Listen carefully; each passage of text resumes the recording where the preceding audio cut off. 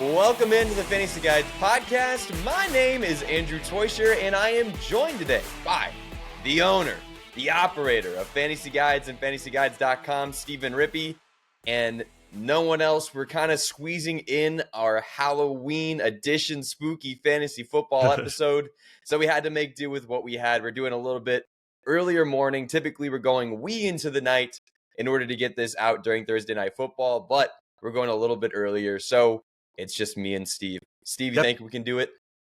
Yeah, actually, people might be able to use, if they get the podcast in time, they can use it for Thursday Night Football, which we usually don't talk about. So that's good. I did not prep for Thursday Night Football, but we will talk about it anyway. We'll go. We're flying a little bit. We're not as well versed in the matchups as we typically would be. Usually, both Andrew and I take a big chunk of Thursday to get very versed in this. I got up extra early, Andrew. I feel decent, but we're going to give good advice. Trust me, we're going to give good advice. It's just the prep time's not what it typically is in a non-Halloween week. It's going to be a little more spooky, the advice. Fantasy runs in our veins, just like the candy and the sugar will be later. Enough to give us diabetes. Don't you worry. Wait. Oh, I'm close to being there. My son, for some reason, he's still got Halloween candy from last year in his drawer. Hoarding all these kids. But to be fair, it's like the Almond Joys. It's like those coconut candy bar abominations. Oh, that nobody that's wants not candy. anyway. Those are projectiles to throw. But that doesn't count. No. All right. Let's get into some Thursday Night Football. Some things we can talk about so that later tonight we sound like absolute idiots. But hopefully no one's watching because it's Halloween anyway. We got a game that looked better at the beginning of the year than it does now. It's the Texans going to New York to take on the 2-6 disgusting Jets. Houston is favored by just 1.5. It is a 42.5 over under, and it could be really gross. That 42.5 over under, we'd expect much more. It's not just the Jets defense being good, because frankly, it hasn't been that amazing. It's the fact that the Texans receiver room is absolutely decimated, and we don't know what to expect with it. Steven, are you pushing up Tank Dell? Last year, if we would have talked Tank Dell, there is no Nico. There is no Stephon Diggs. We'd be saying top 10 for sure, no matter what. What are you going to do with Tank Dell this week? I think you have to. You have to push him up.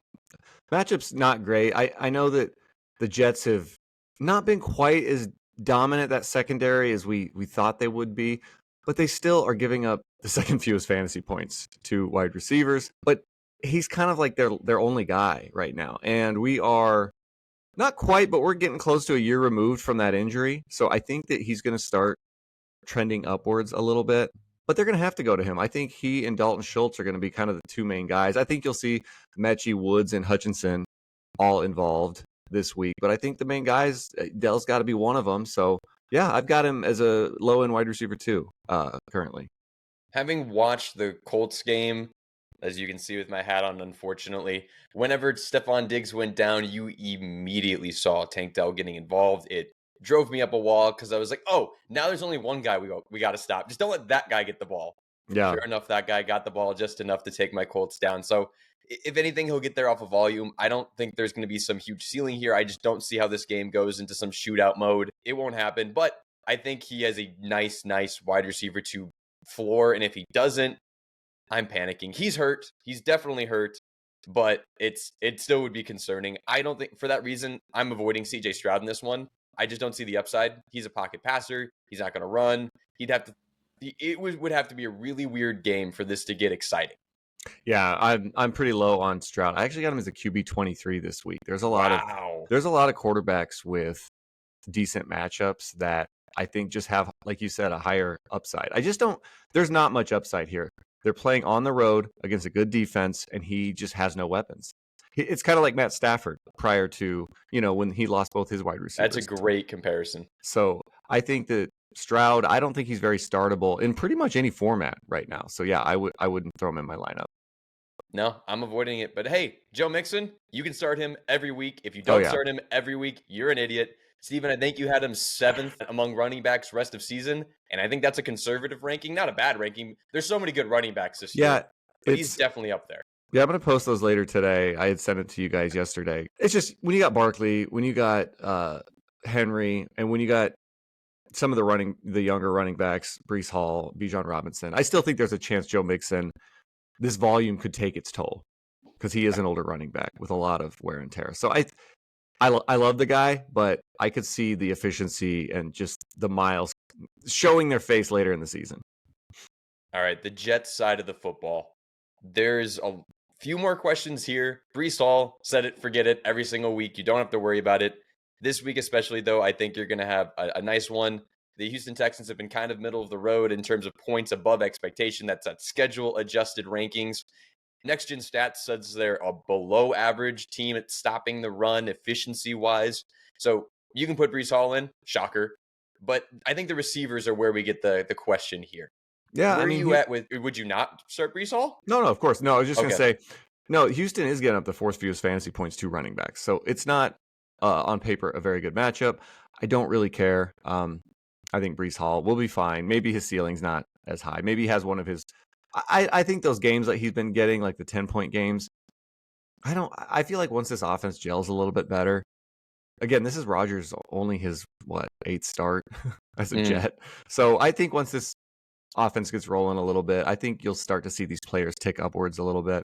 I think that includes Brees Hall. He's just been more inconsistent as of lately. But yeah, definitely starting him. Rodgers, I think the Texans are giving up the third most passing touchdowns, and that's kind of where he makes his bread is in touchdowns, not so much yards. The red zone. He's a fiend in the red zone. It's just because he's so talented where he can put the ball. And he's got receivers like Mike Williams or Lazard that can actually make those kind of catches, although it's been Conklin the last two games. And Adams as well, a great red zone wide receiver. So Rodgers, I got him as QB 20. The wide receivers, I'm going to keep ranking Wilson ahead of Adams until I see otherwise. But it's, I've got Wilson as my wide receiver 12, Adams my wide receiver 13. I think both of them will be involved quite a bit.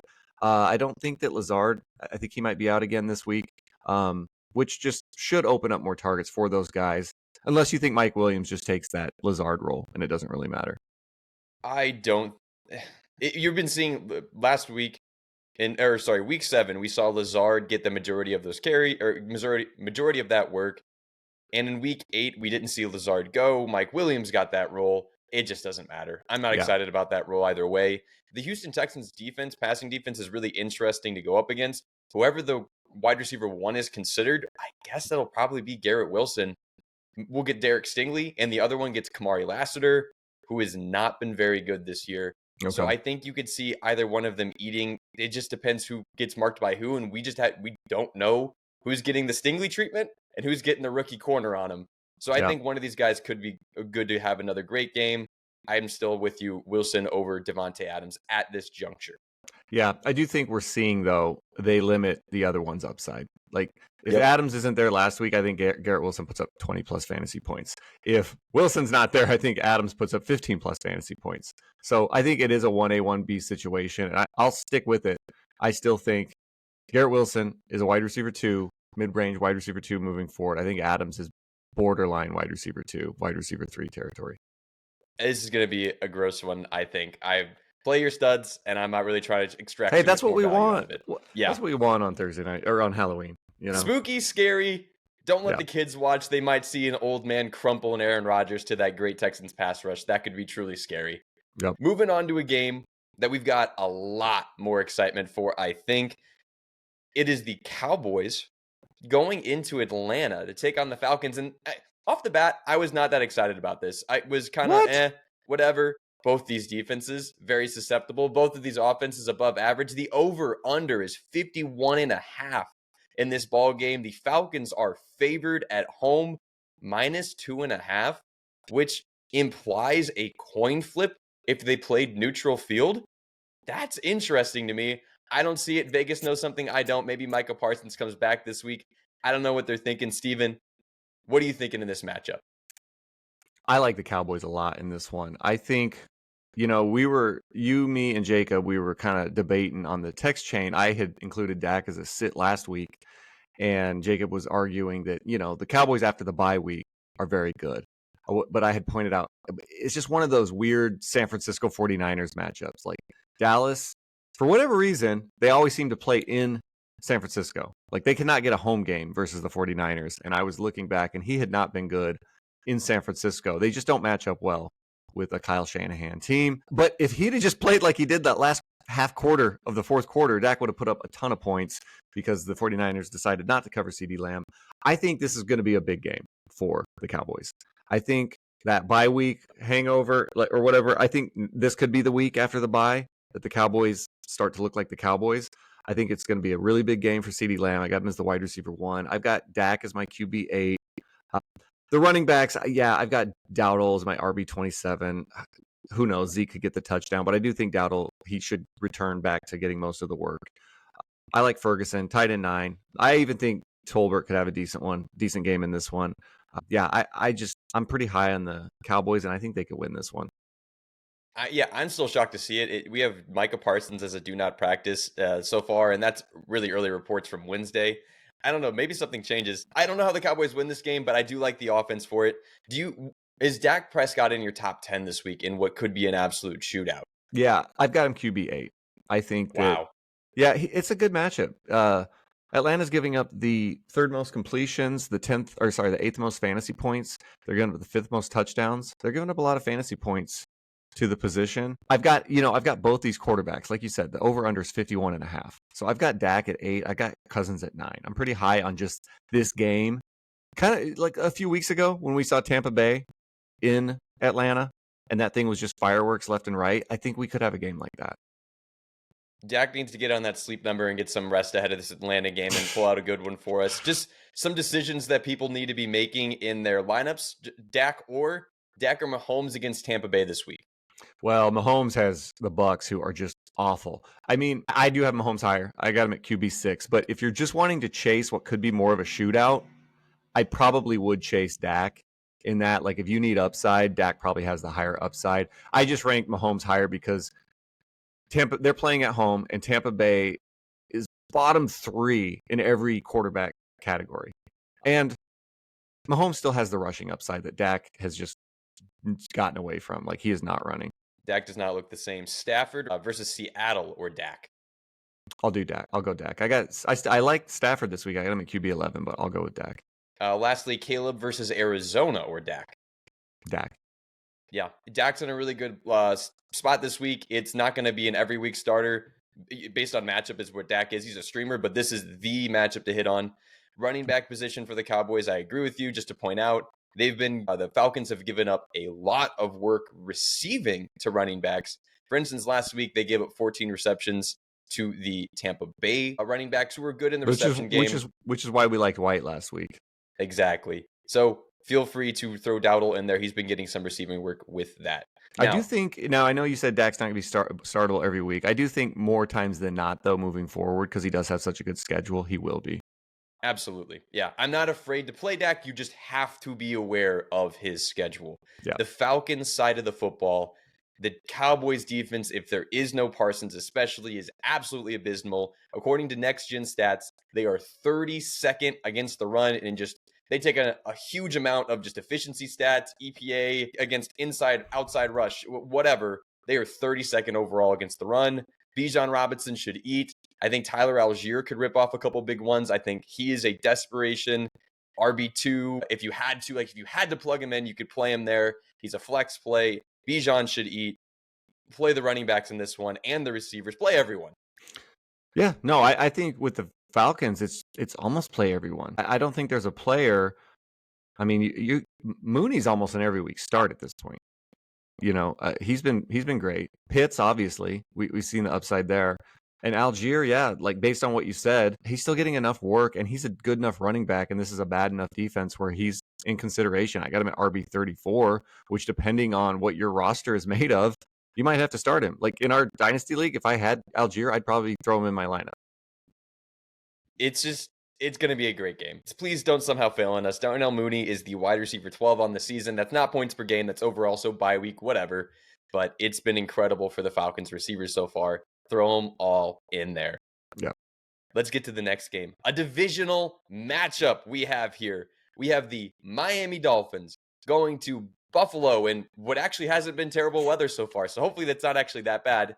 going to Buffalo to take on the Bills. Buffalo is favored by 6. The over-under is 48.5. And man, that over-under could have been a lot different if Tua wasn't back, but he is back, and things got back to normal last week. We had Devon Achane eating. We had Tyreek Hill actually being playable. Jalen Waddle still wasn't really playable, but hopefully he will be eventually. Jonnu Smith is now all of a sudden someone we can think about starting. Raheem Mostert is getting touchdowns. Everything is happy in Fantasyland and Miami. The Dolphins are cheering and doing dances in the pool. Steven, is there anything you're concerned about in this matchup for those Miami Dolphins? Not really. I think I'm concerned for Tua. The fact that he didn't come out with the Guardian cap, I thought, you know what? I didn't like it, Andrew. I thought he should have been wearing, Chan should have just given him his helmet. That big, poofy plastic with plastic wrap over it and everything. That was the only thing that had me a little concerned with Tua. No. What do you have to lose? They made it for you. But it doesn't look cool, Andrew. It just doesn't look cool. Yeah, no. So Tua, I'm not throwing Tua in my lineup. Like, I'm not just like, yes, let's throw Tua in. I've got him at QB 17. We've seen him have good games against Buffalo. If this was at home, I'd be, more okay with it. But the fact that it's on the road, I don't love it. So I'm not playing him, but you kind of have to play the other guys. You got to just roll with Tyreek. Waddle, though, I don't know, man. Where are you at with Waddle in this one? I think Waddle goes back to what he was last year and in years past. He didn't hit in that game, but that's just who he is. He's a high ADOT, hoping he catches the long ball. He had 109 yards in one of the 2 games he had earlier in the season with Mr. Tua Tagovailoa. He is a wide receiver 2, wide receiver 3 every single week, and in big games like this, you can get him in your lineup. I think you even should, unless you have a way better option. Yeah, I guess he did have 6 targets last week, which was trending up from some of the stuff we had seen. And yeah, the box score, you look at it, 8.5 fantasy points. You're not happy with that, but you got to think things will start trending up. I mean, nobody was happy with what Tyreek had last week either, but it was better than it had been. So things probably will be trending up. Achane's a must start, though. That's somebody we were pounding the table. I've got bruised up knuckles from pounding the table to buy Achane. Now, we've been doing it for a few weeks, and it's not like he'd blown up a lot of those weeks, but he was serviceable. He wasn't awful for a lot of those games. And then finally last week, we got the blow-up game. His best game of the season came against Buffalo earlier this year, so I definitely could see him having another blow-up game. Yeah, my bold prediction was Devon Achane being a top 3 running back going into the beginning of the season, and I'm just going to run with it and say with Tua, I was right. He's been the RB3, RB2, and RB2 in the weeks where Tua Tagovailoa has been there. You have to start Devon Achane, and you certainly can start Raheem Mostert in this one. I know this is off topic a little, or it's not off topic, but it's kind of a side tangent. The Dolphins, the Ravens trading for Deontay Johnson. As fantasy managers, we don't love it, but if you think about it, Zay Flowers, had that ankle injury a couple weeks ago. He was able to play through it. But you just think, with that offense, without Zay Flowers, maybe it's not quite the same. They trade for Deontay Johnson. Boom, they got the next guy up in case that happens. I don't see how a team like the Dolphins would just go in with a quarterback like Tua, who has a very lengthy injury history, and just roll with what they have at backup, with Skylar Thompson behind him. They had to trade for a guy just to have a backup to start in some games. You just ruin your fantasy season by that. So shame on the Dolphins is all. I just wanted to vent on that. I think Mike McDaniel is a young leader who's trying to figure out how to lead, and he doesn't want to hurt Tua's feelings and bring in a threat behind him. It seems like a lot of insecurity there. I think Mike McDaniel will get better as a coach as he goes over time. But yeah, it's been questionable decisions. And this is why we see guys like Andy Dalton and Joe Sam Darnold. All these guys they can play for 20 years as a backup because they can run right in. Yeah, they maybe not for a whole season, but they can do better than, get you 5 games as a starter. Hell yeah. All right, Buffalo side of the football. Yes, you're starting James Cook. It's a good matchup. He's James Cook. He's been eating. Ray Davis is not eaten into the backfield. Yes, you're starting Josh Allen. What about, and you're probably starting Dalton Kincaid. You don't have a great option otherwise. Amari Cooper, Khalil Shakir, Keon Coleman. Which wide receiver are you most willing to start? I'm still going to, honestly, it's probably Shakir.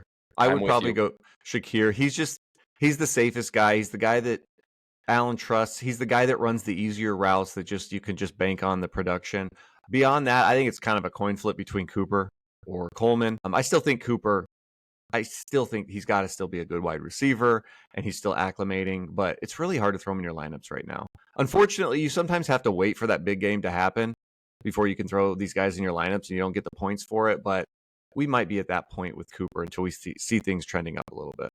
Khalil Shakir is getting in his Rashee Rice era, kind of in that role of his ADOT was 1.9 last week. In week 7, it was 0.7. But he's eating because he's in a role where they need him to do that. It's almost like a running back at this point. He's going to get the work right where you can't stop him from getting it. And he's so good after the catch that he makes it work. So Khalil Shakir, I think, is just a safe play every week. Amari Cooper and Keon Coleman, I see battling it out to see who gets more work on the outside. I think it will be Cooper. Cooper went from 34% of routes in week 7 to 66% in week 8. I think we might see that jump to 70, 80% in this week, giving him more of a baseline. And there's no one who scares me in Miami. They're good against the pass because no one's had a pass against them. I'm willing to start Cooper as a wide receiver 3. Coleman's probably the same. Khalil Shakir might be a wide receiver 2 for me. Yeah, I've got him wide receiver 29, so not far off of what you're saying.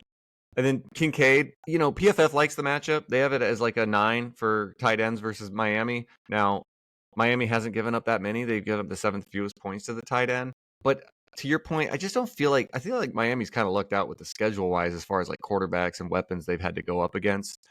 We saw Marvin Harrison kind of torch them last week. So I think with good quarterbacks and good weapons, this defense is very beatable, especially on the road. So I'm probably still starting Kincaid. I've got him at tight end 11, but there's a lot of people that have 2 good tight ends or tight ends that they didn't think they were starting at the beginning of the year, Tucker Kraft types that you could start over Kincaid, but I still have him ranked as a tight end 1. Some tight ends you have above him: Cole Kmet, Jake Ferguson, Evan Ingram, Sam Laporta. That's kind of the range of guys above him. If you have a weekly streamer tight end, it probably still going with Kincaid there. Yep. Getting us on to the next matchup, we've got the Raiders going into Cincinnati. Cincinnati, therefore, is favored by a hefty amount by 7, over under 46.5.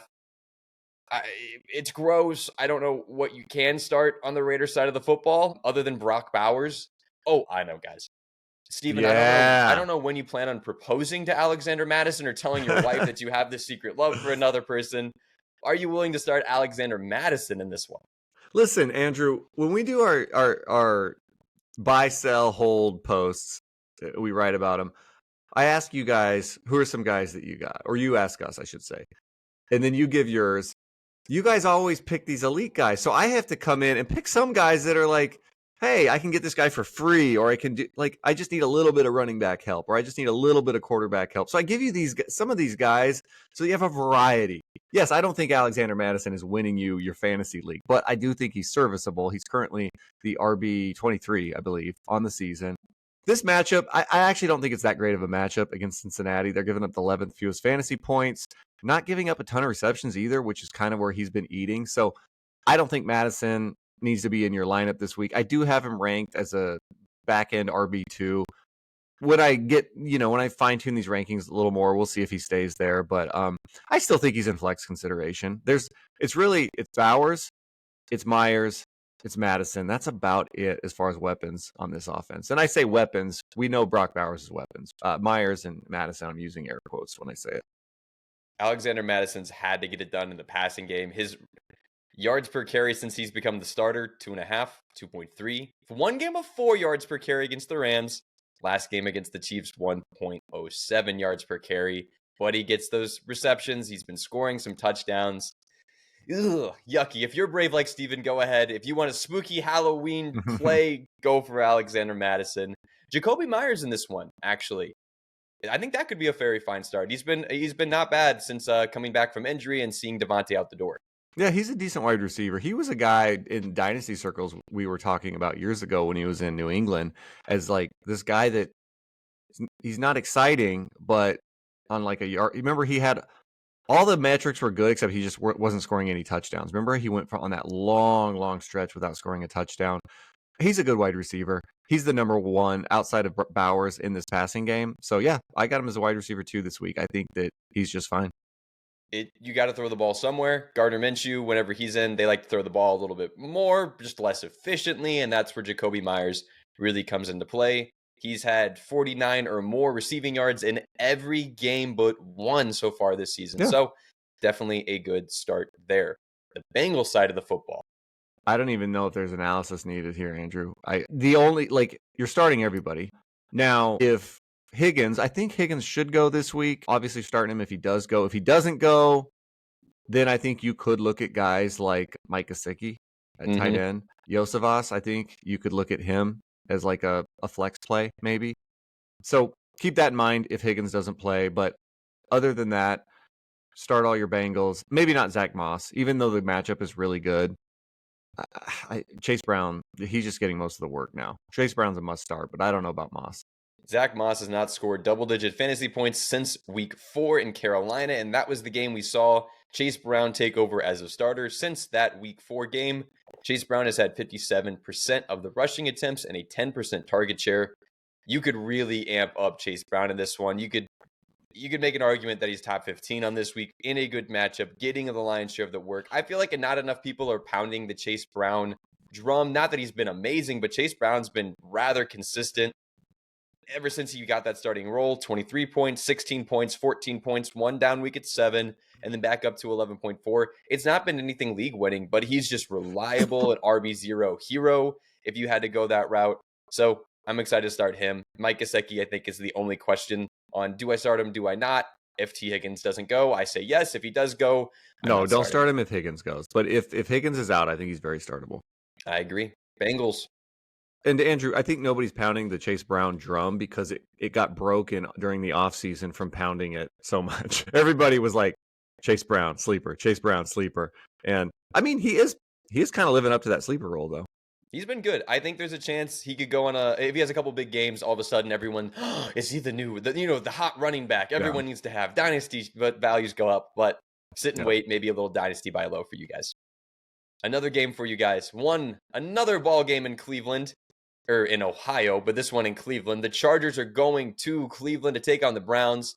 Chargers are favored by 1.5, over under 42.5. This is another over-under that 2 weeks ago would have been in around 35 probably. But now with Jameis Winston, he's there. The man who interviews fish. The man who eats W's. The man who loves chucking the football down the field and giving us a good time watching football in Cleveland. He's there. But in this one, I'm not as excited for him. The Cleveland Browns in this one, there's some plays, but the Chargers defense has been so good. Yeah, somebody said to draft the Chargers defense this offseason. I don't remember who it was. But I love that, Andrew. He's eating W's. Yes. He is. He's hungry. He ate a W against, I would say, the best team in football last week, or at least a top 3 team in football. Yeah, but this week I'm not as excited. Against the Chargers. Now, they are playing at home. Unfortunately, we don't have AJ to give us the mileage from San Diego to Cleveland. But who knows? Chargers, maybe they don't play quite as well because they're playing on the road. But yeah, I'm not starting Jameis in this one. The only player I'm really actually starting is Njoku because it is still Jameis throwing. He's a good tight end. I've got him at tight end 5. And the Chargers, if there's any position they've actually not been as good against, it's the tight end position. They've given up the 7th most fantasy points to tight ends. Every other category, though, they're like top 5 against or top 7 against. So it's really just Njoku for me this week. I'm willing to consider Cedric Tillman. He's just been so dominant in that receiver room ever since he's made his way over. I liked him out of college. I should have been more on top of this. He was a dude who I liked more than Jalen Hyatt. And when that guy won the Blitnikoff in college, I said, Tillman's still better. Tillman these last 2 weeks, 24% target share, both weeks, playing 93 and 82% of snaps. And he's had 16 and 28.9 fantasy points in those 2 weeks. You can throw him in there if you need a desperation flex play, but it's just matchup based for me. Yeah, no, I think you're right. I think as a flex, he's fine. Nick Chubb, though. What do you want to do with him? I don't want to play him. I've got him at RB30, so maybe that's flexible. But you're probably starting wide receivers over an RB30. Yeah, the Chargers, back to Tillman, they give up the fewest fantasy points to wide receivers, fewest receptions. And then as far as running backs go, they give up the 3rd fewest fantasy points to running backs. And it's going to be, they will try to slow this game down. They will run at slow pace. So I don't think there's going to be enough opportunity for Chubb. And yeah, I'm just not as in. Not this week. For the future, Chubb, 61% of snaps, 70% rush share. We might get Nick Chubb back to That guy's being Nick amazing. Chubb. The films looked fine. It's just keep an eye out. It might be better than we could have ever conceived. He's not human. He's insane. He really is Batman. Yeah. Well, Batman doesn't have superpowers. No, but Batman, well, first of all, he calls himself Batman. Does he really? He does. Like, there's even a cereal where he's like Batman on it. But also, it was kind of. Did you see one of the more recent Batman movies when Batman got beaten up by Bane? You know what I'm talking about? Sure. No, he got thrown in. I don't have culture. I don't watch movies. He got thrown in like a pit, broke his back, and he had to like rehab his way back. That was kind of Nick Chubb's whole. Did you just say like? I thought you meant a new Batman movie. That was from like 2005. Oh no, like 10 years, like 12 years ago. Sorry, okay. Newer. Because you got the Christian Bale. The 80s. Yeah, like the Michael Keaton Batman when I was a kid with like where it was like kids movies, and then you had like the Christian Bale Batmans. He's Batman in the Christian Bale movies. Okay, we lost half our listeners. It's always Halloween there for Nick Chubb, Chargers side of the football. Well, and Garrett Miles too. He loves Halloween. Or Chargers side of the football. There's only a couple players you can even consider starting. Yes, you can still start J.K. Dobbins in what's not a phenomenal matchup. He's getting all of the work. He's played. He's still playable. Top 12 in snaps and rushing attempts since getting the job with a 12% target share. So Dobbins, I think, is a RB2, RB3 in a bad matchup. Still getting so much work. Steven, do you agree with me there? Yeah. It's not a great matchup. I don't think his ceiling's all that high. I got him ranked as a low end RB2. His efficiency has plummeted. That's something I meant to post about that, but he was like 11 yards per carry after the first 2 weeks, and I don't think he's gone above 3.5 since then. So I don't, he's always been touted as this very efficient running back.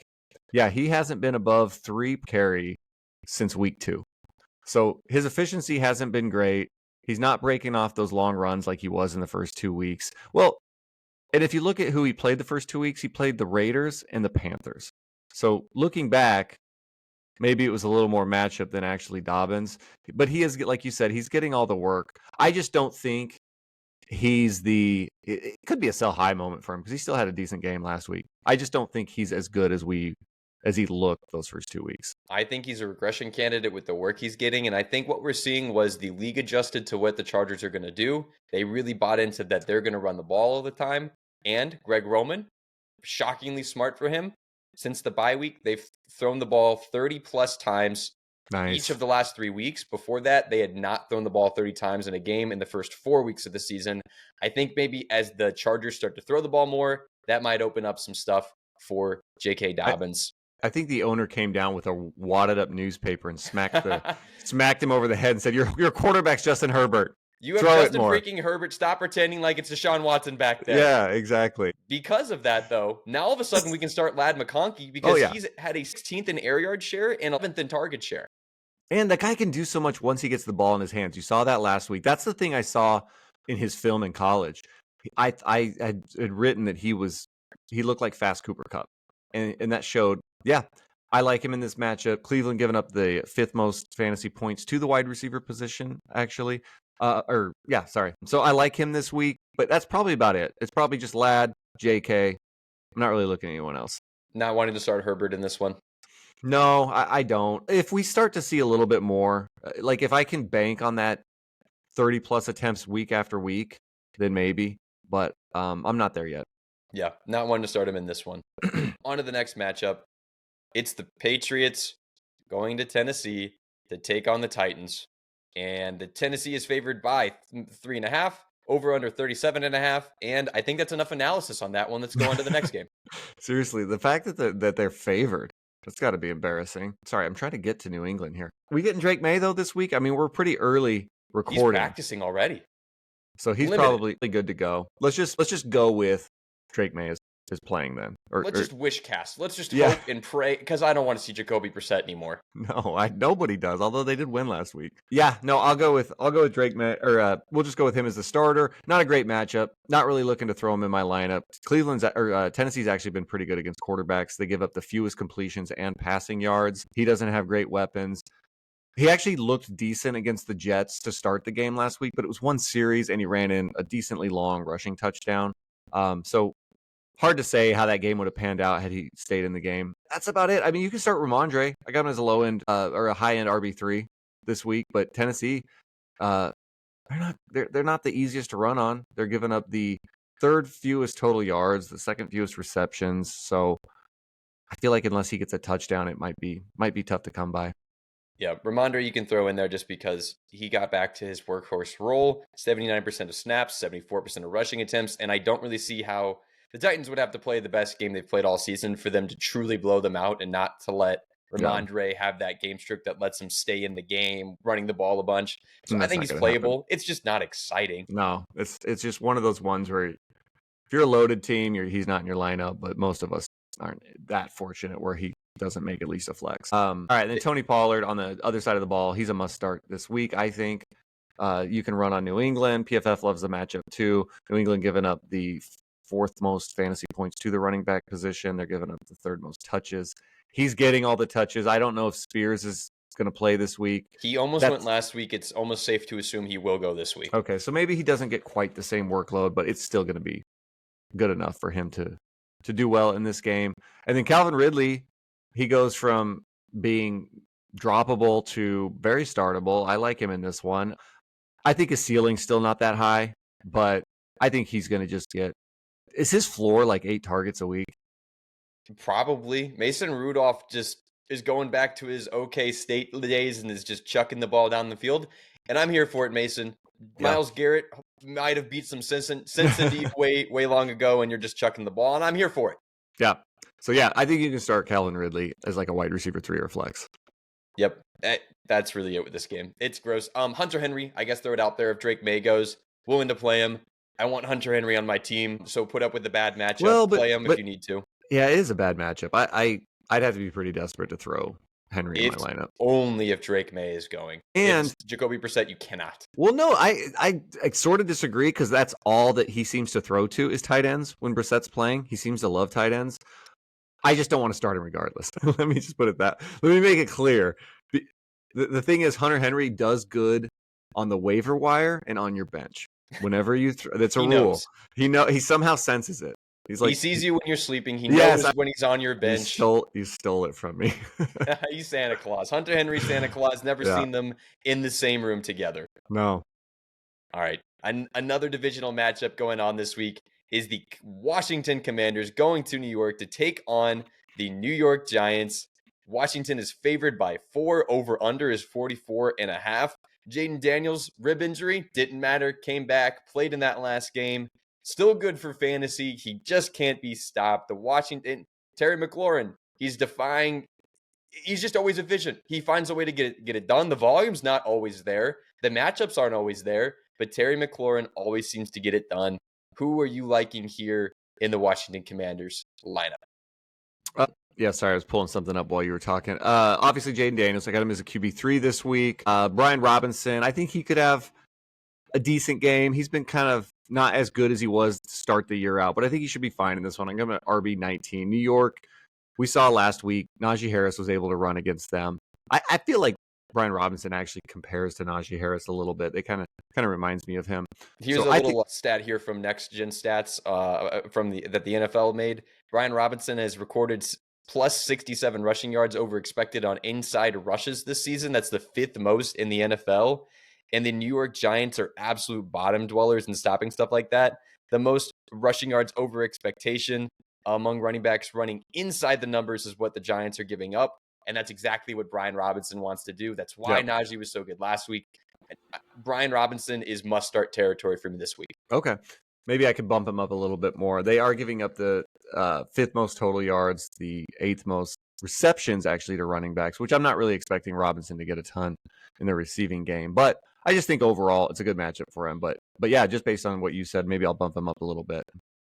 Terry McLaurin, I got him wide receiver 10. It's not even the greatest matchup, but he just keeps getting it done week after week. I think he's definitely startable, or should be in your lineups, I should say.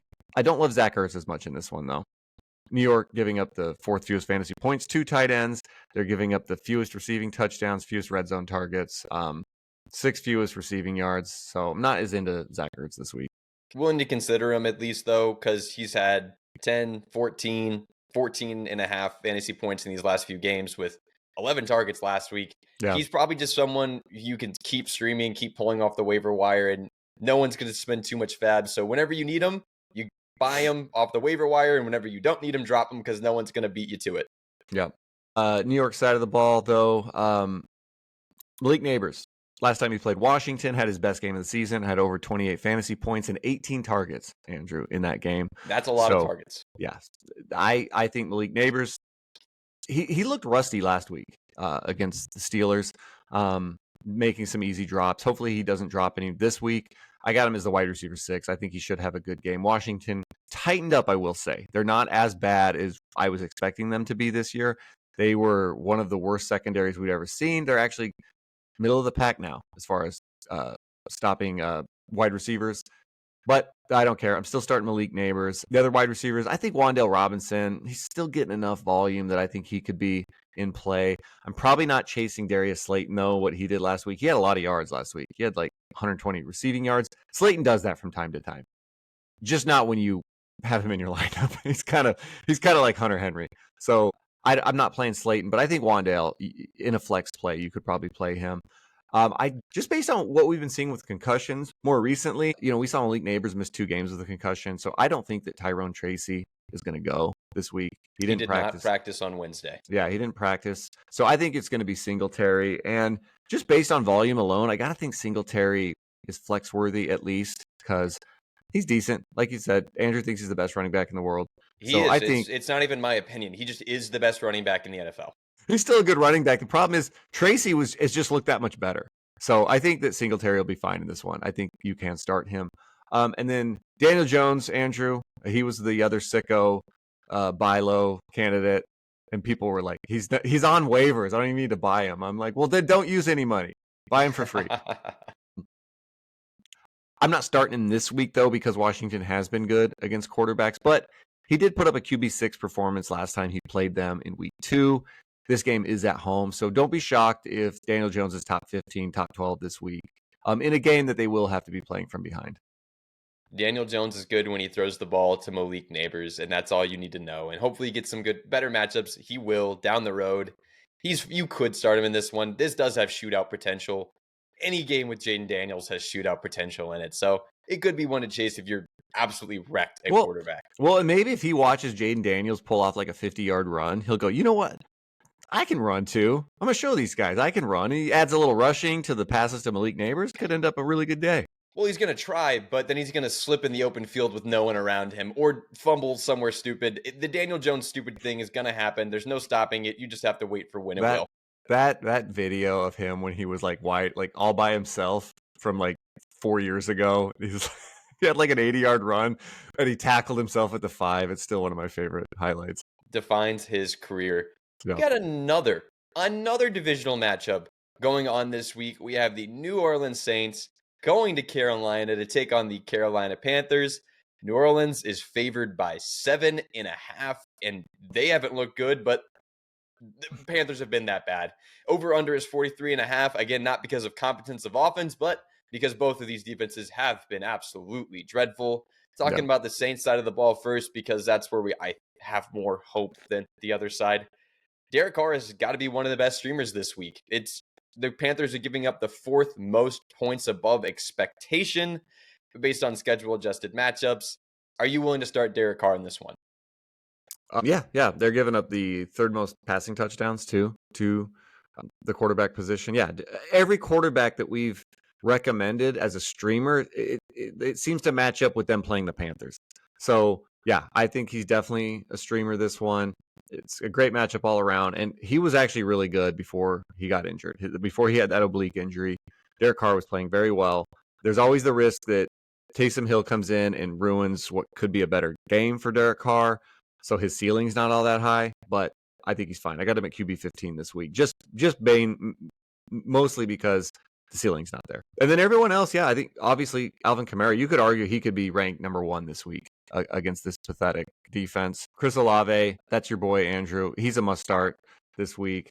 Taysom Hill, 6% target share last week with no one else there. Yeah. I think Taysom Hill, because this game, like you said, 7.5-point favorites. I think Taysom Hill could get a couple of rushing touchdowns in this one. Would not be shocked. They should be in the red zone plenty.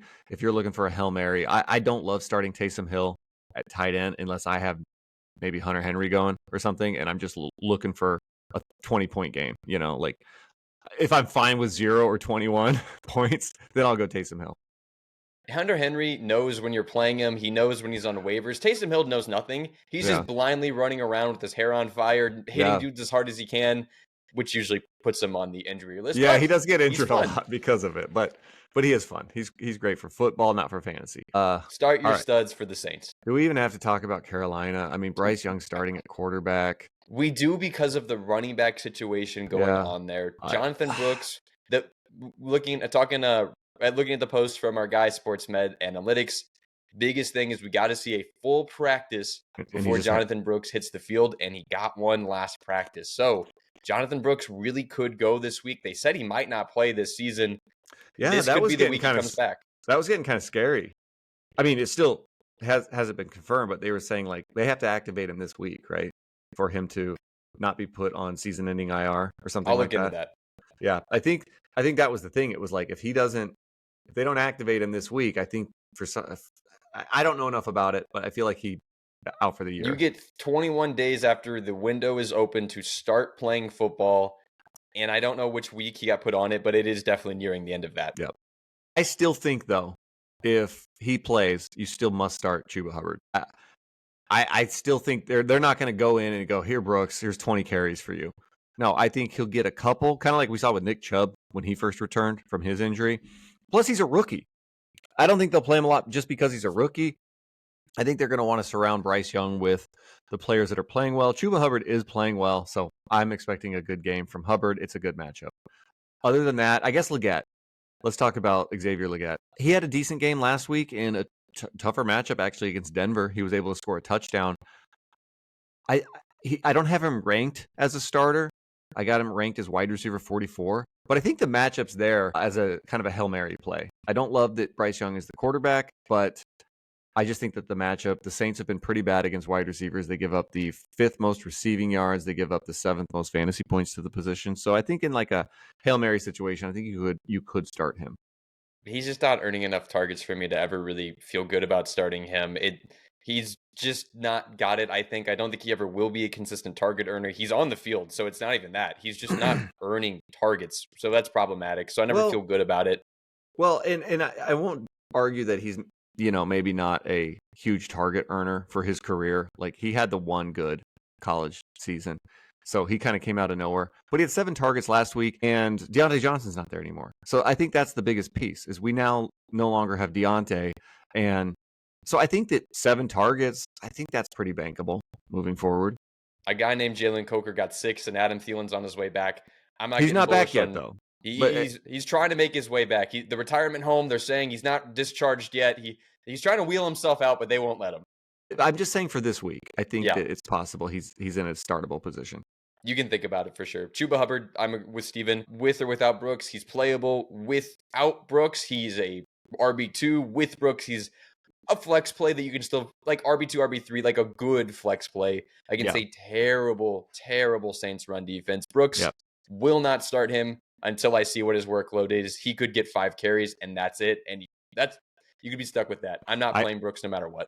Andrew, I traded in my home league, the guy that drafted Christian McCaffrey. A couple weeks ago, I traded Chuba after one of his big games. He had like a few in a row. I traded him and Jonathan Brooks and Geno Smith after his big game because he was also hurting at quarterback quite a bit for Christian McCaffrey. And so I'm just crossing my fingers. We just got to get that McCaffrey to come back because I just don't want any part of this Carolina Panthers offense.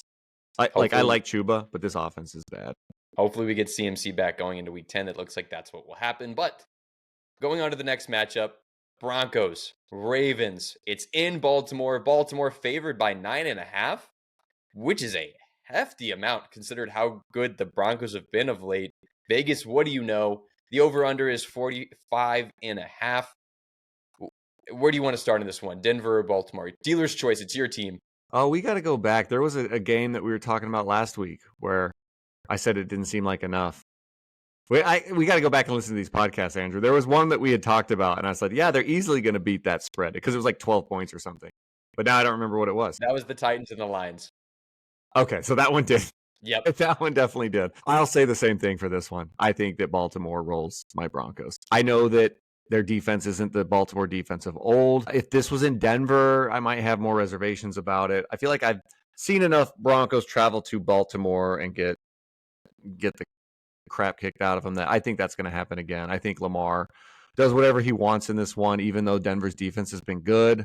I could be wrong. Denver could play well on defense, good enough to keep this game close. I don't think it's going to happen, though. Obviously, you're starting Lamar. You're starting Derrick Henry. Denver actually giving up the most in the receiving game, not to running backs, not so much on the ground, but I don't think it matters with him. I am more worried about the wide receivers, though. I did just say that I do think Lamar and company runs all over the Broncos, but I think it's more Henry. What are you thinking about these wide receivers?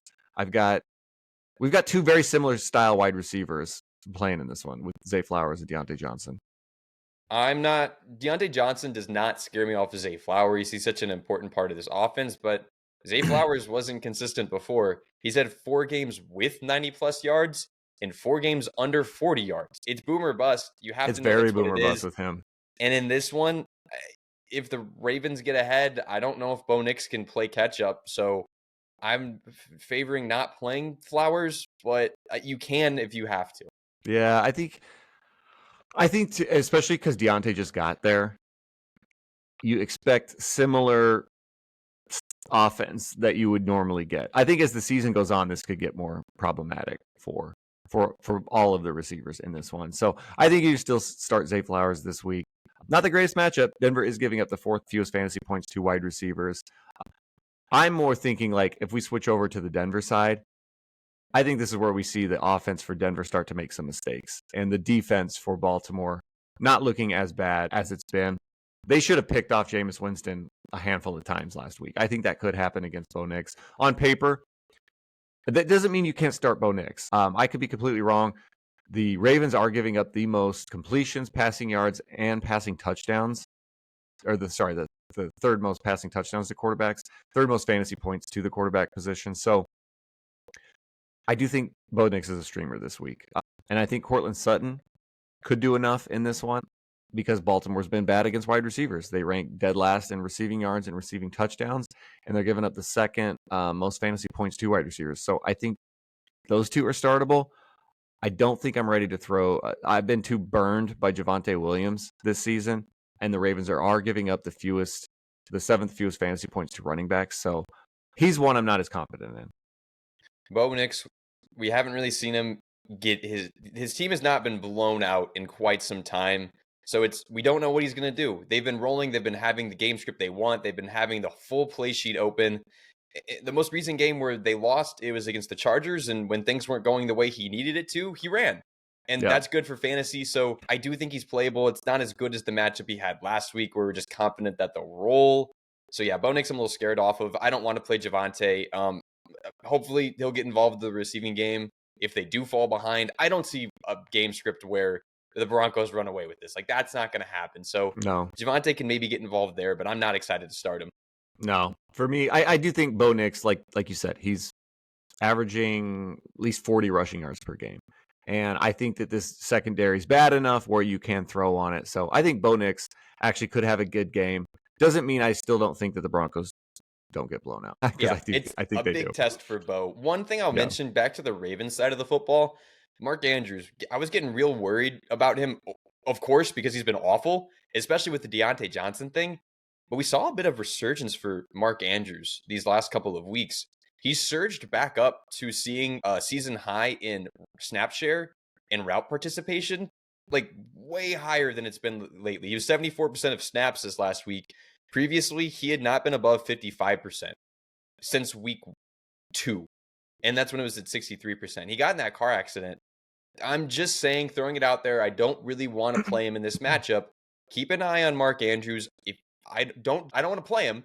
Try not to drop him. I'm not saying he's going to get back to what he was, but usage says he could get back to being usable still. So keep an eye on that. Yeah, I think that, first of all, I don't think anybody's dropping him because he's had 4 straight, he's basically been good 4 straight weeks, especially Yeah. the last 3 weeks. But I will say the last 3 weeks, when he's had 15, 20, and 15 fantasy points, he scored a touchdown in all of those. He scored 2 against Tampa Bay. Now, doesn't mean, like, I do think that Baltimore's going to run away with this game. They're going to be in the red zone plenty. He could get another touchdown in this one. But if he doesn't get a touchdown, I don't think he's giving you much. We did see his snap share go up, but his targets still, he's kind of capped at 5 targets a game. It's just not, it's not exciting, you know? It's lowers your ceiling, man. If you're not getting the kind of volume you want, it's rough. Yeah, that's why I'm saying we saw a change in utilization. It's not to say that's the future going forward, but it is put a tab in that. We know we've been dealing with injuries, with lots of medical stuff. Just keep an eye on it going forward. We could see change. Not sure. A matchup that I don't know what to do with this. There's a lot of fantasy people in it, but with lots of injuries. The Jacksonville Jaguars going to Philadelphia. Philadelphia is favored by 7.5 with an over-under of 45.5. There was a world at the beginning of the season where we got really excited about this. Big players all over the place. I don't know what to do with Jacksonville. We don't know who's playing. We don't know who the starting running back is. Christian Kirk's out for the season. Gabe Davis looks like he could play, but he's hurt. Brian Thomas says he's fine, but the doctors don't. Steven, break down Jacksonville for me. Yeah, it is frustrating. Obviously, if Brian Thomas is good to go, you're playing him. The Eagles haven't, kind of like Washington, they haven't been as bad against wide receivers as they were last season or the last couple of seasons. But they still are giving up near top 10 fantasy points to the position. They're giving up the 9th fewest receptions, the 8th fewest receiving yards. So you have to play him because he's Brian Thomas if he goes and he's a stud, and they're going to be playing from behind as 7.5 point underdog. So you're playing him.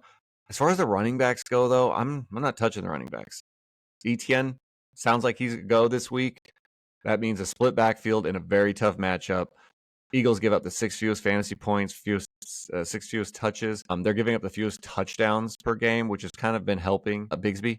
So, yeah, I'm not looking to start either of these running backs. And as far as the tight end, you have to start Evan Ingram, but I'm expecting a not a great game from him. Philadelphia giving up the 3rd fewest fantasy points to the tight end position, the fewest receiving touchdowns, the fewest red zone looks, and the 5th fewest receptions. So I'm expecting like a downer game for him. But I got him ranked at tight end 8 because he plays tight end. He gets targeted a lot. I would rather play Travis Etienne than Tank Bigsby in this one. Not that I think Etienne gets the backfield back, but because of the receiving work he should get, because game script. The Eagles have been incredible at stopping the run. They just are so talented at it. And he had a 14% target share in previous weeks. Now we're seeing the receivers go out. We keep saying it. Receiving running backs, their target share goes way up when the wide receiver room gets decimated, more than having a wide receiver step up and gain a huge target share. A lot of the times we just see that stuff go to the running backs. So that could turn into 17, 18% target share for Travis Etienne, enough to maybe get him somewhere. So I'd rather play Etienne in this one than Tank. I think Etienne could be a desperation flex play. Tank, I desperately don't want to play. Yeah, same. Jalen Carter's like he's like having 2 defensive linemen. It's kind of cheating. It's not fair. He's so good. Now, the Eagles side of the ball is very easy.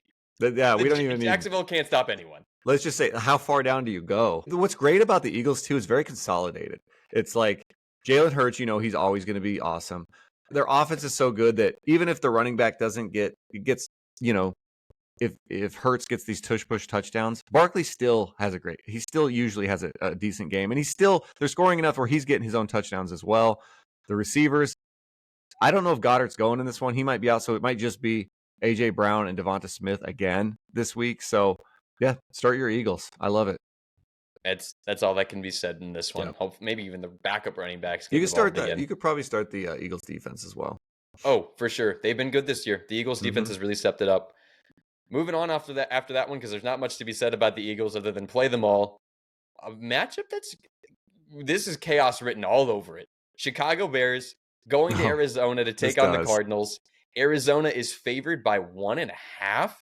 Over under 44.5. Mind you, that is the NFC West leading the top of the division, Arizona Cardinals. Steven, which side of the ball you want to start on? This is a game. I want no props. I want no over-unders. I'm not betting anything on this game. And doesn't it feel like that? Like without looking at any of the Vegas stuff, if you're like these two teams, it's like this could go any which way.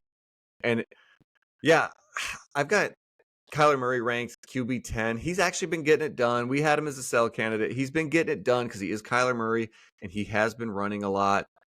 This is a very tough matchup, but because of that, you can't. Because of what he does, you can't rank him too low. Because of the matchup, you can't rank him too high. So I've got him QB 10 this week. Chicago giving up the second fewest fantasy points to the position. They're basically a bottom 7 unit in every meaningful category.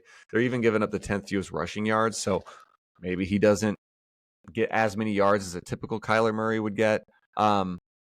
James Conner, you have to start him because he's a good running back, gets elite usage. But I got him at RB22. If this was a good matchup, I'd have him ranked higher. Chicago giving up the 10th fewest fantasy points to the position, 4th fewest touches to the position.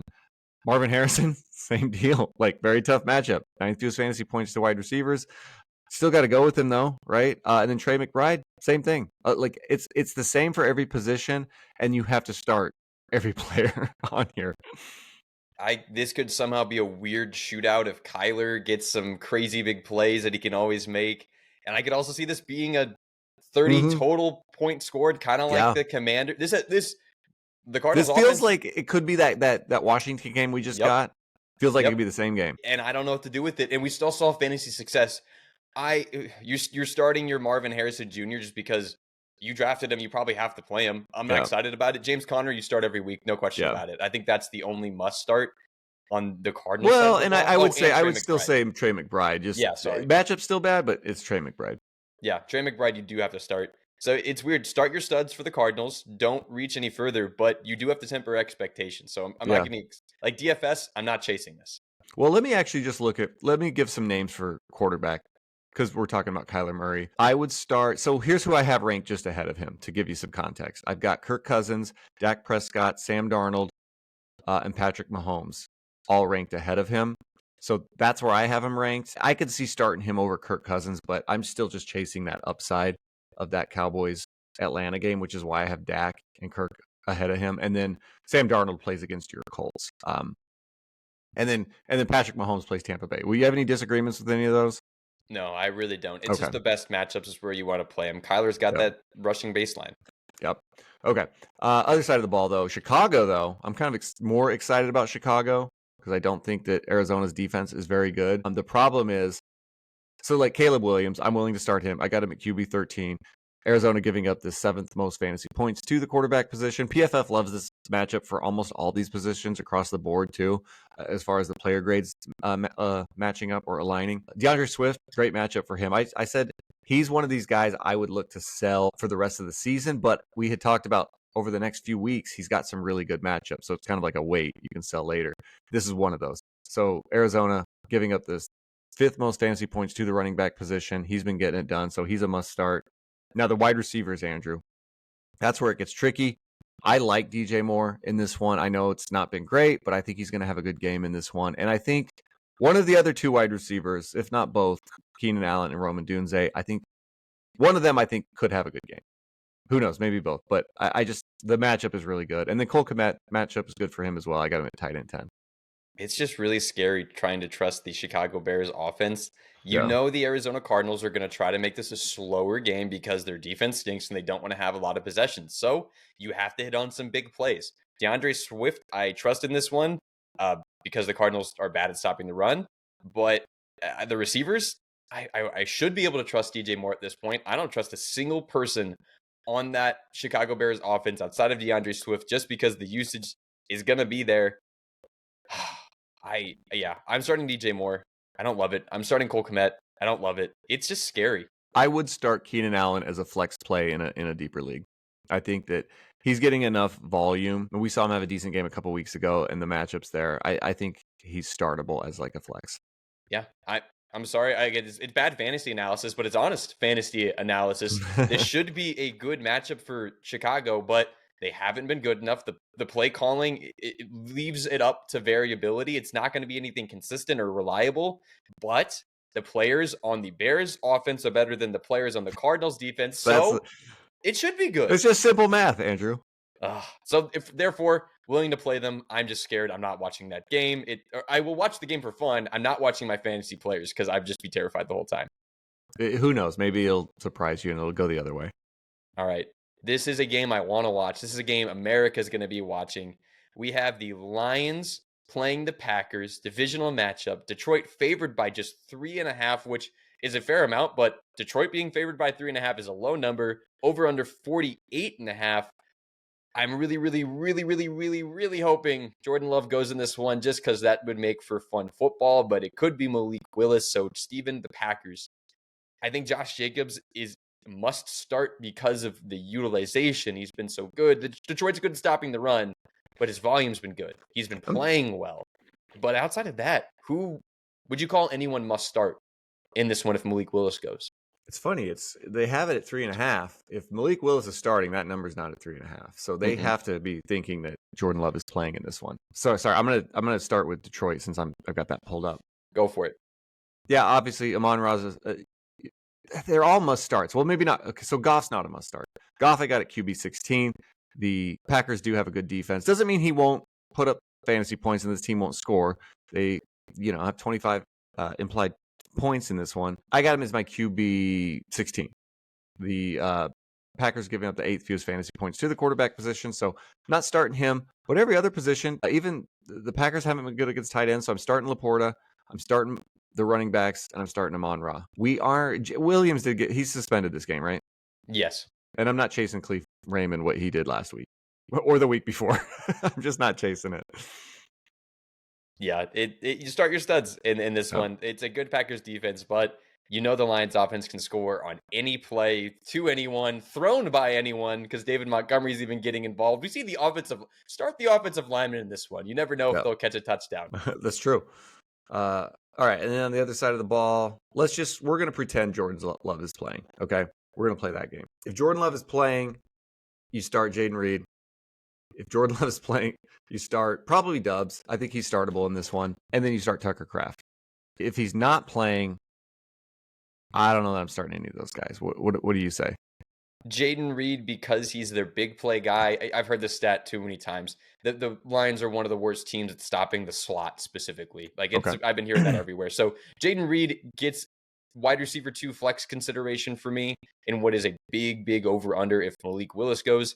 If Malik Willis plays, I think he's pushing top 15 in terms of being a play himself in this one. And what should be a big score, Malik Willis has had an incredible floor baseline of running and had a 25-point game earlier in the season. But yeah, that's where I'm at. Yeah, was one of those games against actually let me pull up Malik Willis here. I'm trying to remember who he played in those games. Well, he had to play the fierce Indianapolis Colts defense. Well, he did actually play pretty well at Tennessee. But it is a Detroit, man. It is a good defense on the road. I'm not playing Malik Willis. Sorry. Not crapping on what you're saying, because he has gotten it done. He was good in those 2 games that he played. I wouldn't trust him. I'll get behind Jaden Reed. I think you could start him just because he's their biggest playmaker, and Detroit has been awful against wide receivers, giving up and like you said, specifically slot, but they're giving up the 3rd most fantasy points, the most receptions, and the 2nd most receiving yards. So yeah, you can start Jordan Reed. That's as far as I'd be willing to go. Tucker Kraft maybe because it's the tight end position, but he's just been living off of touchdowns. I don't think he gets one. You just can't bank on that. So I'm not really looking to start him if I have better options. I would start Malik Willis over not Jared Goff. He's playing. Sorry. I would start Malik Willis over Tua against the Bills. I would start Malik Willis over Baker against the Chiefs, over Flacco against the Vikings, over Rodgers against the Texans, over Daniel Jones against the Commanders. It's just, if a guy has questionable quarterback, bad matchup, I'm playing Malik Willis over him if he goes. I think that I would not, but hey, that's why we need AJ to track the board bets. I mean, that was a lot. Bet. I say you're taking the field, so you'd probably have a better chance at winning, but I think all those quarterbacks will do better. Sure. Okay. Cool. Jordan Love, though, if he plays, start him. Yeah. Hopefully, please. This would be such an electric game. I think he'll play. I think he's going to go. 2 very likable teams, very likable coaches. I hope it happens. Please, Jordan, stay healthy. Is Matt LaFleur likable? Yeah, I'd say so. I think Let's he's not unlikable. He shoved that camera guy that one time. Although a lot of the stuff you see with him was him getting into it with Rodgers, so I can understand why that might have been the If case. you have to deal with Aaron Rodgers, you get a Yeah, pass on anything for a few for years. sure. All right. Another divisional matchup. I'm saying that a lot this week. I guess it's rivalry week in the Yeah, NFL because the Rams are taking on the Seahawks in Seattle. The Rams, this was a team that was in desolation. It was, yeah, oh, are they selling Stafford? Are they selling Cup? Who can be bought off the Rams? And now all of a sudden, they're favored against the tied for the division lead Seahawks. It's 48.5 over under, and this offense is back. The LA Rams offense, I love it, dude. Football yeah, is better when they are good. I'm willing to start everyone in this yeah, matchup. yeah. Uh, a game I wouldn't bet on again. This one, these games are always just. It's so hard to predict these divisional games. I will bet on this one. If the Seahawks, they don't have DK Metcalf in this one, most likely. If he does not go, I do not know how the Seahawks consistently score. I am very much bullish on the Rams in this one if you're a Okay, betting man. all right. If they were at home, I'd feel better about it. Yeah. But I get your point. Yeah, Kyron Williams, he's my RB2 this week. Great matchup. Expect a big game from him. Matt Stafford, highest I've ranked him at all this season. QB 11, so he's definitely startable. Start him over Malik Willis. Puka Nakua, he looked. Both the receivers looked great last week, so you're throwing both of them in. I got them both as wide receiver ones this week.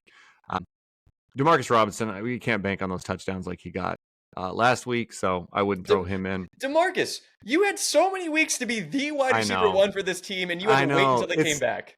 To when nobody was, they're like, people are probably waiting to see, and then they're like, both those receivers are playing. I'm not going to start Robinson, and that's the week. I know fantasy's fun, isn't it? He's another Santa Claus. He knew you were playing him. You know, I will say, great matchup for Colby Parkinson, but I'm not chasing. He no longer exists with No. those two receivers back. And then Seattle, yeah, I think with DK, it's a couple week injury, right? I wouldn't expect him back. He's a superhuman, so they are saying there's a chance he plays, and there really is a chance he plays, but he should not be. There have been times, I will say, with Metcalf where it's like he gets this knee injury where it's like he might be out for the year, and then oh no, he returned to the game. Like he's that kind of superhuman. It's all the candy he eats. It makes him flexible. I guess so.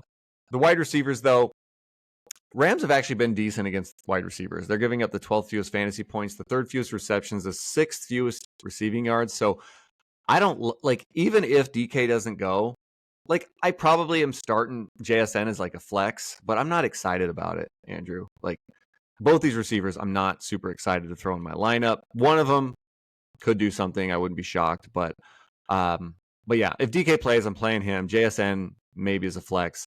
If DK doesn't go, though, I'm probably not playing Geno Smith. Like it's just an average matchup, and he just cannot seem to throw touchdown passes this year. It's these receivers outside of DK Metcalf have just been bad. Tyler Lockett, JSN on film, just been bad. Not good football players. So it's hard to trust it, even though they're getting the pass heaviest offense in the NFL, the highest pass rate over expectation by a country mile. And they're still not doing it. I'm selling my JSN Dynasty shares. This is pathetic. This is so worrying. But you can start JSN in this one. You can start Lockett in this one because they're going to throw it. They're going to be the ones thrown at. I just don't know what they're going to do with the ball. Yeah, it's their identity's kind of, I don't know. There's just this insanely pass-heavy team, but Geno's need been more fine. weapons. JSN did not pan out, and Tyler Lockett's old now.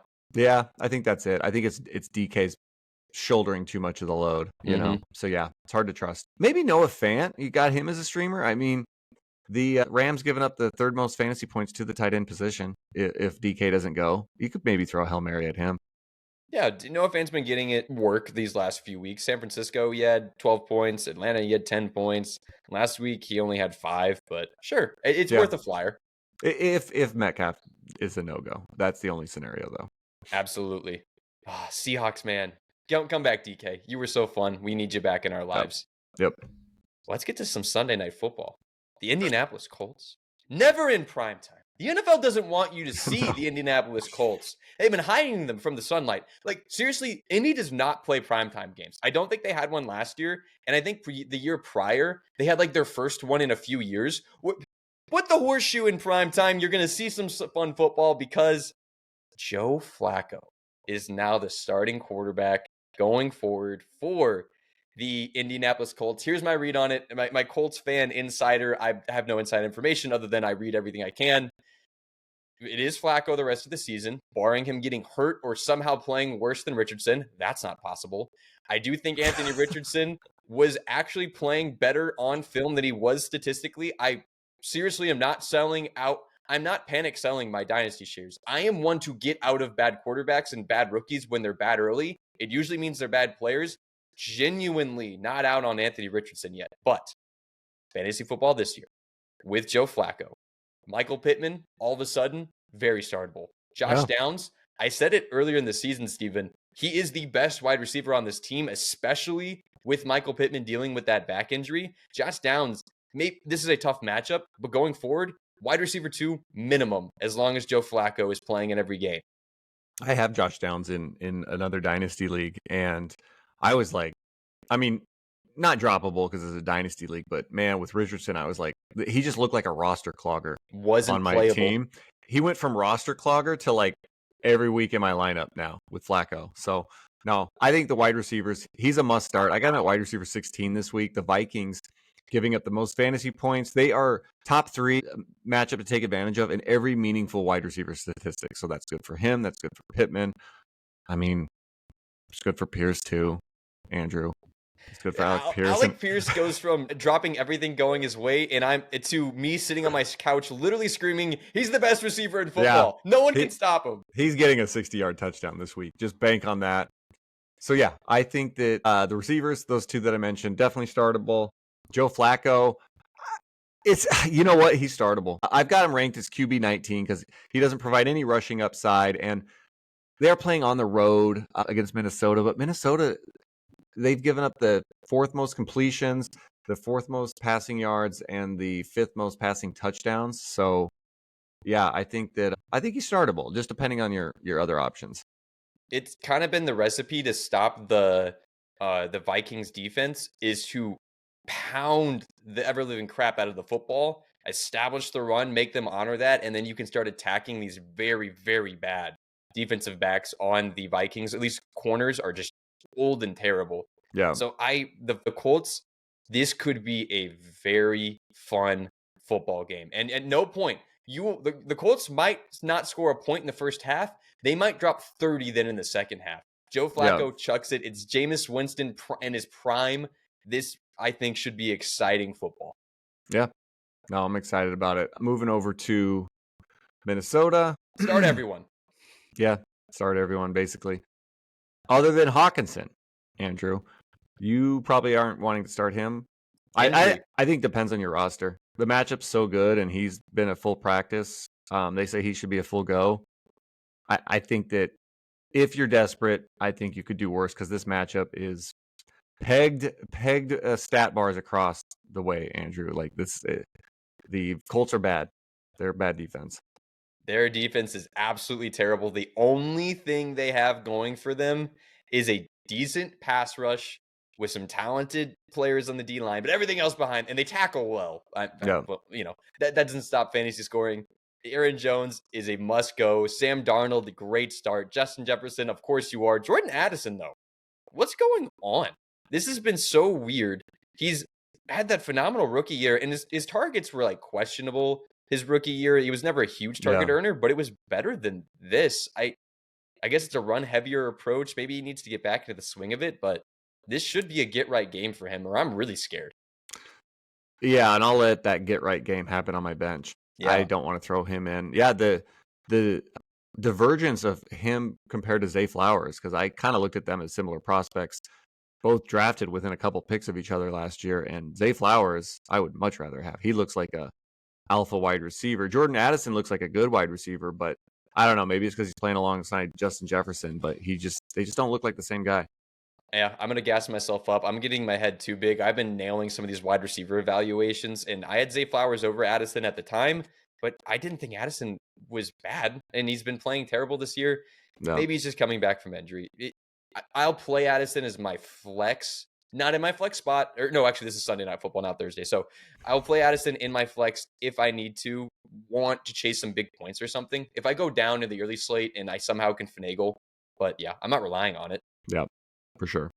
All right. Hopefully we get a fun one there in Minneapolis. But last game, Buccaneers and Chiefs. And this would have been so much more fun a couple of weeks ago before those wide receiver injuries. But the Buccaneers somehow managing to score. Bucs at Chiefs, Kansas City favored by 9, over under 45.5, which is hefty against a Chiefs team. Baker Mayfield keeps cooking. Steven, you were right. I was wrong. I thought Baker was a fluky. I thought he was good, but would come down to earth. He threw a couple picks, but he had 300 yards passing in his last game. So Yeah. where are you at with Baker this week? I still think Baker's a good I think he's a good quarterback. He has thrown a lot of interceptions though this year. He's thrown 1, 2, 3, 4, 5, 6, 7, 8, 9 interceptions through 8 games. I can tell you that's not good. But he also, over the last 4 weeks, has played some pretty soft defenses. And so that has helped his fantasy, even like last week, not having Mike Evans or Chris Godwin. Playing Atlanta will help that. I think this is the comeback down to earth game for Baker Mayfield. Sorry, I was on Kansas City. Let me get to Tampa Bay real It's quick. a tough Kansas City defense against every position. Yeah, it's just teams just go to Kansas City and it's a dogfight. These games are always dogfights. They're decent football games to watch. They're not great for watching for fantasy purposes. So yeah, I got Baker ranked as my QB 18 this week. Kansas City giving up the 8th fewest passing yards to the position and the 10th fewest passing touchdowns. They're giving up the 7th most fantasy points, but I think a lot of that has to do with the fact that they played Lamar Jackson and he ran for a lot of yards. So I don't think that Baker's going to have a good game in this one, so I'm not looking to start him. The one player I'm actually excited to start, though, in this is Cade Otton. I've got him as my tight end 3 this week. I got bold. I pushed him all the way up. That's your guy. Yeah. Actually, that might be ahead of Trey McBride. Maybe he's my tight end 4 then. Maybe I'll pull him back a little bit. But Kansas City giving up the most fantasy points to the tight end position. They're giving up the 3rd most receptions and the 2nd most receiving yards to tight ends. He has got 10 targets each of the last 2 weeks. I think it keeps happening this week. The running backs, if I had to bet on one, it's going to be White in this one because I think them being 8.5-point underdogs, we see more Rashad White in this one. So I think White is startable, is kind of a RB2, RB fringe RB2 in this one. But I don't expect a big, he scored 2 touchdowns. It was 2 weeks ago. I don't see the touchdowns happening, but I do see him getting 5 to 7 receptions. But someone's going to score touchdowns in this game. The Buccaneers will score. Their offensive coordinator, this coaching staff for the Buccaneers, one of the best in the NFL quietly. Their offense is so cool. We thought the Rashad White was about to lose everything in the backfield, but they've just been game planning him so well. He's getting in. Sean Tucker, luckily, has moved out of the spotlight. I mean, sorry, Sean, but Bucky Irving and Mr. Rashad White are splitting this backfield, giving them both fantasy opportunity. It's 43% snaps for Bucky Irving. Sorry, I don't have my weeks projected out fully. We saw 56% of snaps for Rashad White and 42% for Bucky Irving last week. They're splitting the carries. They're splitting the passing work. So as long as the Bucs score, you're going to see success from both of them. So maybe that happens. One of them, I bet, gets a touchdown in this game, but I don't know which one. Yeah, and the thing is, they're at 18.5 implied points. They were one of the teams that was always up there in the high 20s, mid 20s. They've really dropped, especially for this game. So I'm not expecting a lot of scoring from them. But yeah, so for me, Cade Otton, and then you're willing to start Bucky? Did you say? If your team would have to be pretty bad to start Bucky, but you have my permission. Who did you like more though? I said I liked White more. Oh, I like White more. Bucky's the questionable one. But what about McMillan? You willing to throw him in? No, he looks terrible, and he did not get as much of the roles we would have hoped. Actually, Sterling Shepard took on a lot more work. It's Trey Palmer and Shepard are the wide receiver 1 and 2 there. Yep. Okay. All right. And then Kansas City. I think we have not seen fireworks from Kansas City this season. It's just they just feel like this ball control play. Don't make mistakes. Play solid football. Although Mahomes has actually made a lot of mistakes, so that's actually not all that accurate. He's thrown a lot of interceptions, but in this game, I think this could be his best game of the season. He has not scored he doesn't even have more than 18 fantasy points in any game this season. I don't think in his range of outcomes is a 40-point game, but I think this is a game he scores over 20. I think that because Tampa Bay, they give up the most fantasy points, the 2nd most completions. They give up the 3rd. They're bottom 3 in every quarterback category, and they're giving up a ton of rushing yards. Andrew, are they one of the highest rates of man? Do you know? The Buccaneers, I'll go look into it. I guess because Todd Bowles likes to blitz. Well, my thought on that is usually quarterbacks can run on these man teams when the defenders turn their backs. So I could see Patrick Mahomes actually having a decent amount of rushing yards in this one. So because of all of those things, because they're bad against the run for quarterbacks and the pass, I think that could be Mahomes' best game of the season so far. Tampa Bay plays the least amount of man in the NFL. Wow. I was Would wrong never on have that. guessed. Okay. I thought it was a lot, but usually it is. They're still giving up a lot of yards. Now, whenever you play Lamar Jackson, you have to go back and look at who the team's played as to why they gave up all those rushing yards. But Mahomes does run. I think he has a good game in this one. Kareem Hunt. I'd like him this week, Andrew. I think he has one more good week. He's getting a ton of usage. Hopefully he gets a few receptions in this one too, because Tampa Bay is giving up the third most receptions to the position. So he's a must start. Travis Kelce's a must start. What about Worthy and Hopkins? Where are you at with those guys? Start Hopkins because he had 33% of routes last week. This is just a weird Kansas City offense. You're going to have to take some time to learn the playbook. Yeah, flex play, I guess, for Hopkins if you really need it. It's a really, really, really, really good matchup. But yeah, he didn't play. He is also a flex play, but that's a boom bust. He had 24% of the targets last week. I will say he's trending to be less boom bust. Now, only because of the volume. Now, I don't know if that will maintain with Hopkins getting ramped up. Hopkins didn't play that many snaps, so he's like 30% of the snaps last week. But Worthy does have back-to-back weeks of 8 targets, which it was crazy with where he plays a lot that he's not catching even half of them. Yeah, that's he has bad reception rate. 3 receptions and 4 receptions. Mahomes is a good quarterback. I haven't seen all of I've seen a decent amount of the Chiefs play, but I know they do throw a lot of deep balls to him during the games too, so maybe that's part of it, and he's not a big guy. But I'm willing to start Worthy as a flex this week. I think the matchup's good enough. Tampa Bay's been awful against wide receivers, so I could see him having a good one in this one. Yeah, I would love to say start Hopkins for sure. He'll 100% be good. I just can't say it yet. It's kind of like Amari Cooper last week flopped in the same trajectory of ramping up, so you just can't trust it. Yep. Steven, we've done it. We did all of the games on this spooky Halloween morning. We've made it through them all, including Thursday Night Football for the first time for us. Good job, us. Thank you for tuning into the Fantasy Guides podcast. Hit that like, hit that subscribe button below. Please rate, review on whatever you're listening to. We really appreciate the love. Please keep coming out to listen. Get a weekly season guide from fantasyguides.com for less than the price of a small pizza. Look at all the stats that we keep mentioning so you don't have to listen to our stupid voices. Just go buy it there. Follow the page at Instagram, X, TikTok, everywhere at Fantasy Guides. I'm Andrew Teuscher. That's Steven Rippey. Steven, give me your best monster impression. Oh, I can do a good T-Rex. Does that work? Yes. All right, let's see. No, I'm not going to do it. All right. Happy Halloween, everybody. Say goodbye to friends at home. All right, later.